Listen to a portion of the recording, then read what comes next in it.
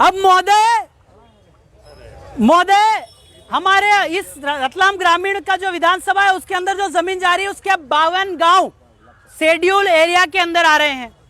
जो आरटीआई लगा के हमने फाइल किया, उस शेड्यूल एरिया में सरकार की 1 इंच भी जमीन नहीं है। यह पीरामल जजमेंट बोलता है, तो क्या आप उस जजमेंट के खिलाफ जा रहे हैं? ये महोदय समता जजमेंट भी ये बोलता है कि अनुसूचित 76 में एक व्यक्ति है और भू राजस्व संहिता की जो 165(6) है उस धारा में यह लिखा है कि आदिवासी की जमीन गैर आदिवासी नहीं ले सकता। तो क्या सरकार आदिवासी है जो हमारी जमीन ले रही है? और अनुच्छेद 141 के तहत जो न्यायालय ने जो माननीय सुप्रीम कोर्ट ने जजमेंट दिए हैं वो हर न्यायालय पे लागू है, भले वो एग्जीक्यूटिव न्यायालय हो, जुडिशियल न्यायालय हो, तो हर जगह लागू है। तो संविधान की अवमानना और माननीय सुप्रीम कोर्ट की अवमानना करने वाले के खिलाफ 124(a) के तहत देशद्रोह का मुकदमा क्यों नहीं होना चाहिए? हमारी लड़ाई यह है कि हम आपसे बार बार कह रहे हैं कि हम ट्रीटी पे हैं, हम लोग एग्रीमेंट पे हैं। आपका जुरिडिक्शन 10 साल की राजनीति आरक्षण देकर के हमको आपने फंसाया है, इसलिए आप लोग हम पे डंडा चला रहे हैं। यह प्रवृत्त विधि, यह एडॉप्शन ऑफ लॉ, राष्ट्रपति ने जो कानून गोद लिया है उसके तहत प्रवृत्त विधि और विद्वान विधि बना करके लागू किया है। जो फॉरेस्ट एक्ट बनाया, अभी ये बोल रहे सरकारी जमीन, ये फॉरेस्ट एक्ट बनाया, ये अनुच्छेद 13(2) के तहत हमने विरोध जता दिया तो ये शून्य हो गई। तो फिर आप कैसे कह रहे हैं हमारी जमीन? संविधान को मान आप नहीं रहे हैं, कानून को मान आप नहीं रहे हैं, और देशद्रोह हमको कह रहे हैं। ये कहाँ कानून लाए? तो ये चीजें हैं। हमारे 52 गांव अनुसूचित क्षेत्र है और उसकी 1 इंच भी जमीन महोदय हम गर्दन कलम हो जाए जमीन हम नहीं देंगे। भले ये ज्ञापन एज ए आप राज्यपाल जी हैं, एज ए आप कलेक्टर हैं, आप राष्ट्रपति जी हैं, ये मान करके हम आपको ये ज्ञापन दे रहे हैं। भले आप एक अनुविभागीय अधिकारी हैं पर हम आपको एक राष्ट्रपति की, क्योंकि हमारे यहाँ राष्ट्रपति और राज्यपाल ही 2 मात्र कानून लगा सकते हैं, इसके अलावा हमारे यहाँ कोई। आप जानते होंगे कि 153 के तहत जो कार्यपालिक शक्ति है उसमें मुख्यमंत्री और राज्यपाल दोनों मिलकर के सामान्य क्षेत्र में लगाते हैं। हमारे क्षेत्र में सिर्फ राज्यपाल स्वाभिवेक शक्ति से लगाता है। फिर भी हमने आरटीआई फाइल करी आपके राजभवन में, यह पूछा 5वीं अनुसूची एक क्षेत्र है, कानून नहीं है, उस क्षेत्र पैरा 2 के तहत कार्यपालिक शक्ति का विस्तार हुआ है? बोले नहीं हुआ है। नहीं हुआ है तो आपका कार्यपालिक शक्ति हमारे अनुसूचित क्षेत्र में क्या कर रहा है, यह हम आपसे पूछना चाहते हैं। टोटली असंवैधानिक काम है, टोटली असंवैधानिक काम है आपका, यह हम आपको बार बार बोल रहे हैं, इसके बावजूद भी आप हम पे प्रहार करे जा रहे हैं। तो महोदय यह ज्ञापन लाया हूं, इस ज्ञापन में मैं जो आपको धारा दे रहा हूं, शेड्यूल डिस्ट्रिक्ट एक्ट 1874 में हमने अंग्रेजों से लड़के हमारी टेरिटरी को आजाद करवा लिया था, आपने हमको गुलाम बनाया। भारत शासन अधिनियम जो 1935 है, सेक्शन 91, 92 और 311, जो 91, 92 है उसको एग्जिस्टिंग लॉ बना करके हमारे जो आपका जो वर्तमान संविधान है उसमें डाला।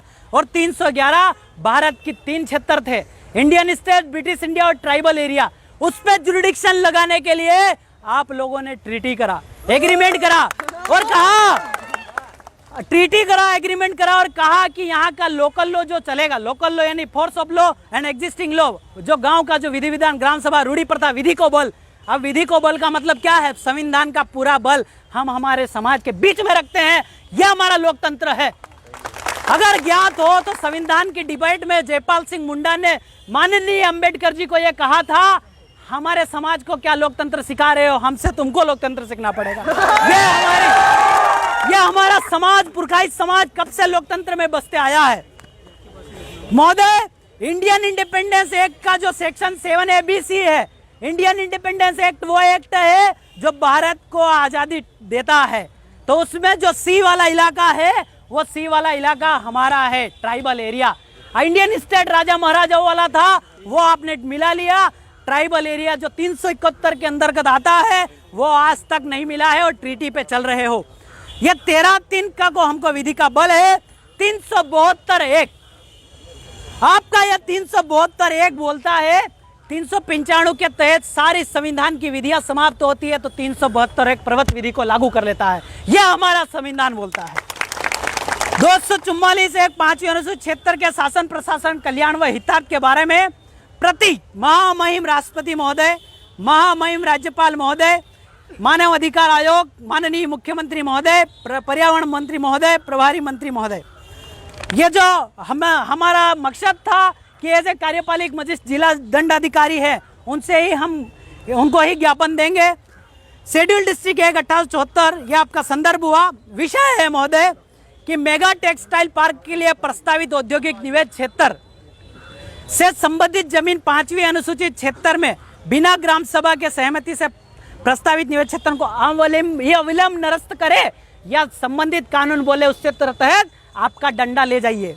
ये मेरा आपसे निवेदन है। इसको मैं भी बताता हूँ किस टाइप से आप ले जाएंगे। भारत के संविधान के अनुच्छेद 13(3) का में लिखित फोर्स ऑफ लॉ आदिवासी समुदाय के रूढ़ी प्रथा कस्टमरी लॉ आदिवासी रूढ़िगत ग्राम सभा के अनुरूप कार्य यो आपका इंडियन इंडिपेंडेंस एक्ट 1947 के सेक्शन 18 यानी अनुच्छेद 13(3) का में लिखित ऑर्डर यानी जो आपका 7 ABC है संविधान एक जो बोलता है भारत तथा राज्यों का संघ जो अनुच्छेद 12 की परिभाषा से अनुसूचित 76 उससे बाहर है कि संपूर्ण अधिकारिता मीनिंग कार्यपालिका आपका न्यायपालिका और विधायिका समाप्त कर आपका डंडा ले जाइए। हम हमारा शासन चला लेंगे, हम हमारी जमीन बचा लेंगे, हमको विकास करना विकास कर लेंगे, ट्यूबवेल लगाना ट्यूबवेल लगा लेंगे, तालाब बनाना हम बना लेंगे। तुमको कोई अधिकृत नहीं है यहाँ, क्योंकि आप लोग हमारे जो बक्सवा क्षेत्र है उसकी भी जमीन आप लोगों ने छीनी, अब बस्तर है वहां की भी जमीन छीन रहे हैं आप, वो भी हमारा ही खून है। महोदय सविनय निवेदन है कि आपके कार्य क्षेत्र अनुसूचित 76 अंतर्गत जो भारतीय संविधान के 5वीं अनुसूची 244 एक क्षेत्र के अंतर्गत आता है, इसमें महोदय मैं आपको बता दूं कि ब्रिटिश सरकार भी हम पे डंडा नहीं चला पाई थी और आप हमारे खिलाफ डंडा लेके आ गए। ये गलत है महोदय। तो 1874 लागू कर स्थानीय कानूनों को यथावत रखा गया। तत्पश्चात इन्हीं जनजातीय क्षेत्रों को भारत शासन अधिनियम 1935 में भाग 91, 92 तथा 311 के तहत विशेष संरक्षण प्रदान किया गया। ब्रिटिश सरकार ने देश छोड़ने के पूर्व उक्त जनजातीय क्षेत्रों की पारंपरिक संपूर्ण कार्यपालिका विधायिका और न्याय व्यवस्था को भारतीय स्वतंत्र अधिनियम 1947 के भाग 7 ABC में करार संधि के साथ भारतीय संविधान के अनुच्छेद 13(3) का एवं 372 में विशेष रूप से विधि का बल दिया है। यानी कि संविधान हमारे क्षेत्र में हम संविधान भी चला सकते हैं जिसको रूढ़ी प्रथा और ग्राम सभा बोलते हैं। भारतीय संविधान के लागू होने के पूर्व तक ब्रिटिश शासन काल में देश के तमाम जनजातीय क्षेत्रों में भारतीय दंड संहिता IPC 1860 जो 1860 का धारा 5 है वो भी ये बोलता है कि IPC का डंडा प्रवृत्त विधि और एग्जिस्टिंग विधि के खिलाफ नहीं जा सकता है, फिर भी आप हमारे ऊपर लगा रहे हैं, ये गलत है महोदय। ये आपका जो IPC लगने के बाद में CRPC के तहत जो काम होता है 1898 1898 का बना हुआ कानून अभी तक चल रहा है, वही एग्जिस्टिंग लॉ है और एग्जिस्टिंग लॉ को यहाँ पे परिभाषित 366(10) में करा गया है। अध्यक्ष 1 पैरा 2 ख के तहत सभी तरह के दीवानी एवं फौजदारी मामलों का न्यायीकरण प्रत्येक ग्राम स्तर पर स्थानीय पारंपरिक तरीके से करते हैं। पिछले कुछ महीनों से लगातार भारत के आदिवासी समुदाय द्वारा भेजे जा रहे ज्ञापन द्वारा यह बात उठाई गई कि आपकी वैलिडिटी क्षेत्र पे से समाप्त हो गई है, फिर भी आप हमारे क्षेत्र में 8 लेन फलाना लेन डिमका लेन लेके आ रहे हैं, ये गलत है। कि इंडियन इंडिपेंडेंस एक्ट 1947 के सेक्शन 7 ABC फॉरेन जुडिशन मतलब कि विदेशी अधिकारिता, अंबेडकर जी ने ट्राइबल एरिया को विदेशी अधिकारिता यानी कि एक फॉरेन के टाइप से अधिकारित करके हमको ट्रीटी पे यहाँ पे रखा है। अनुरूप भारत के कार्यपालिका न्यायपालिका विधायिका आदिवासी क्षेत्रों क्रमशः जो आपका 1935 का जो है एक्सक्लूडेड एरिया और आंशिक वर्जित क्षेत्र में लगाया जाए, अन्यथा यह क्षेत्र भारत के अधिकारिता से स्वयं को अलग कर लेंगे।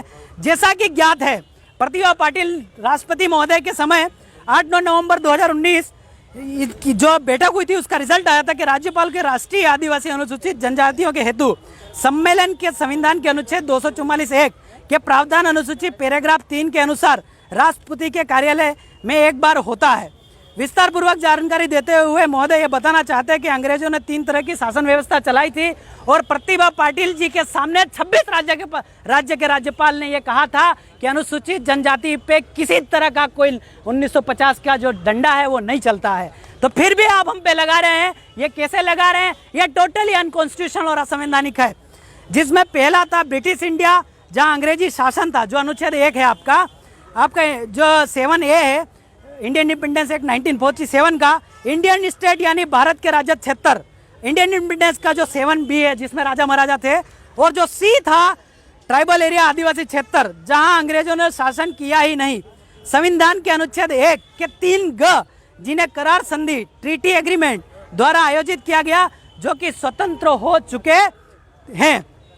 आदिवासी को 10 साल का राजनीति आरक्षण देकर यह कहकर ब्रिटिश बनाम भारत में मिलाया गया, जो आप हमारे पे डंडा चला रहे हैं, जो कि मिलाया गया कि आदिवासी अभी शासन चलाने के काबिल नहीं है, ये करके इन्होंने हमको शामिल किया। तो मैं ये बोलता हूँ हम अभी शासन चला सकते हैं, आप लोग ले जाइए आपकी फैक्ट्री। 10 सालों के लिए आप हमें अनुच्छेद 334 द्वारा, ये हम अनुच्छेद भी इसलिए बता रहे हैं कि आपका डंडा फिर से गलती न कर बैठे। महोदय ये जो करार है अनुसूचित क्षेत्र वर्सेस भारत शासन की अधिकारिता में हुआ है, जिसमें आपकी सरकार की संपूर्ण अधिकारिता की वैलिडिटी हमारे क्षेत्र पे समाप्त, क्षेत्र में सारी कार्यपालिक शक्ति न्यायपालिक करार के माध्यम से चल रही है। इस व्यवस्था में हम काफ़ी समस्याओं का सामना करना पड़ा है। श्रीमान जी से निवेदन है कि हमारे समस्या का समाधान करें, अन्यथा आपकी अधिकारिता आपके क्षेत्र में ले जाइए।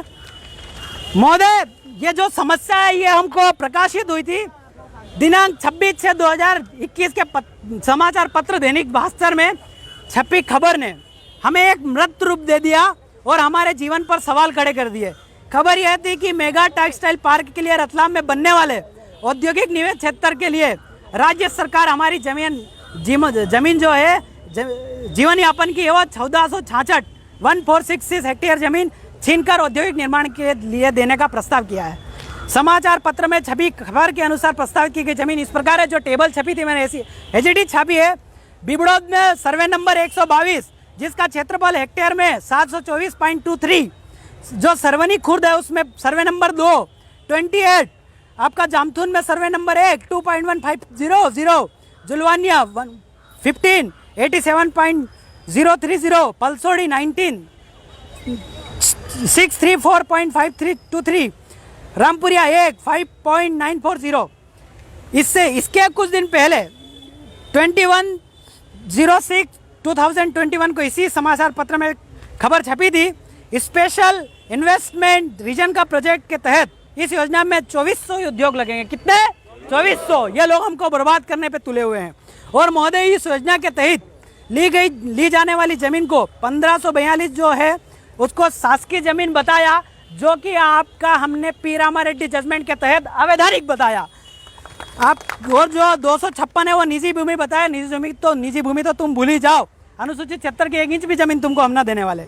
महोदय संबंधित क्षेत्र में 52 गांव अनुसूचित क्षेत्र ही है। मैं नहीं बोल रहा हूँ, ये 1950 का स्टेट ऑर्डर निकला था जिसको राजपत्तर बोलते हैं, गेजेट, जो कि अनुसूचित क्षेत्र में कलेक्टर महोदय का भी गेजेट नहीं निकला हमको राज करने के लिए। ये माननीय गोपाल जी डाट ने हमको बहस के दौरान हमने पता भी कर लिया और हमें पढ़ा भी है, जिसमें कुछ गांव का नाम लेता हूं: गोपालपुरा, रामपुरिया, जुलवानिया, पलसोड़ी, भंवरगढ़, ढोलावाड़, राजपुरा, दंतोड़ा, लालगुवाड़ी, पलास, पिपलोदी, भिलखड़ी, झरखड़ी, सरवड़ आदि ऐसे 52 गांव अनुसूचित क्षेत्र रूप में परिभाषित है। मैं आपसे महोदय कहना चाहता हूं कि ये तहसील बांटना और खेल बंद करिए। हमारा क्षेत्र सेलाना में लगता, पिपलोदा सेलाना में लगता था, आपने ये खेल करके हमारा क्षेत्र अनुसूचित क्षेत्र में नहीं है ऐसा दिखा रहे हैं। यह भी असंवैधानिक है।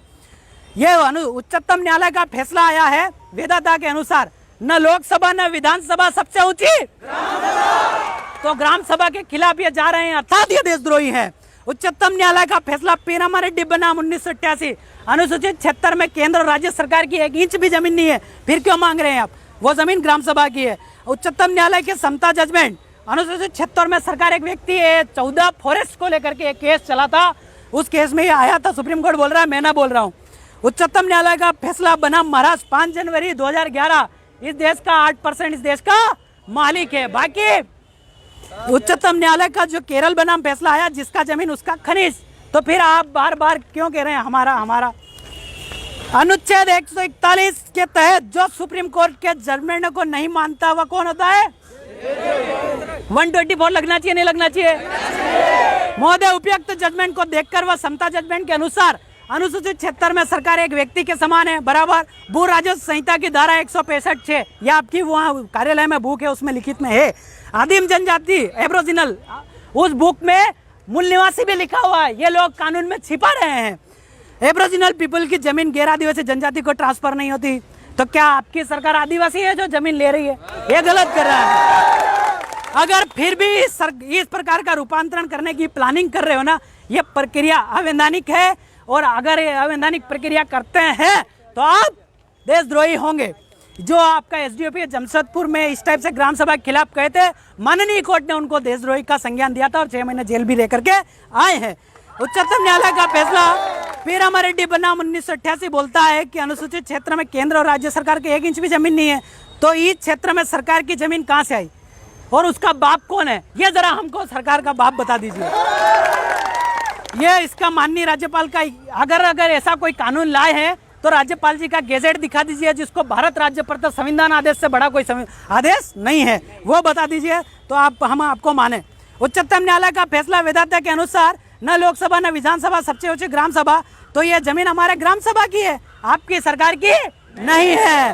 अतः हमारी ग्राम सभा को अनुच्छेद 13(3) का से विधि का बल प्राप्त है। अगर हमारी ग्राम सभा का विधि यानी क्या? न्यायपालिक कार्यपालिक व्यवस्थिका का बल। अगर इन 70 सालों में ग्राम सभा विद्यमान विधि या प्रवत विधि को कमजोर करने के लिए कोई संशोधन बना है तो अनुच्छेद 13(2) आप पढ़ लेना के तहत आदिम जाति जनजाति ने जो विरोध किया उसके तहत शून्य हो गया। फिर भी आप हम पे डंडा चला रहे हैं।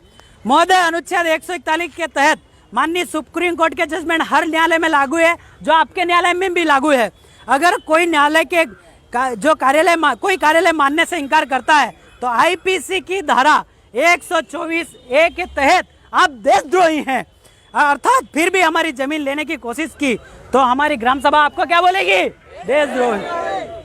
महोदय, ये एक जन आंदोलन है, क्योंकि इस निवेश क्षेत्र में जो कंपनी आ रही है उससे हर जाति और हर वर्ग का नुकसान है। इस निवेश क्षेत्र से बनने वाले उद्योग से उत्पन्न होने वाली भयानक जानलेवा समस्या इस प्रकार है, क्योंकि इस निवेश क्षेत्र में जो कंपनी आ रही है वो हर जाति और हर वर्ग का नुकसान कर रही है कि नहीं कर रही? पर्यावरण का नुकसान, कंपनी लगने से पूरा पर्यावरण नष्ट हो जाएगा, जिससे पूरे रतलाम जिले और शहर को ऑक्सीजन की कमी होगी, जो अभी तुम ढूंढते फिर रहे थे कोरोना काल में और हमारे गांव वाले पेड़ के नीचे ले रहे थे। पूरे शहर को दूषित हवा ग्रहण करना पड़ेगी।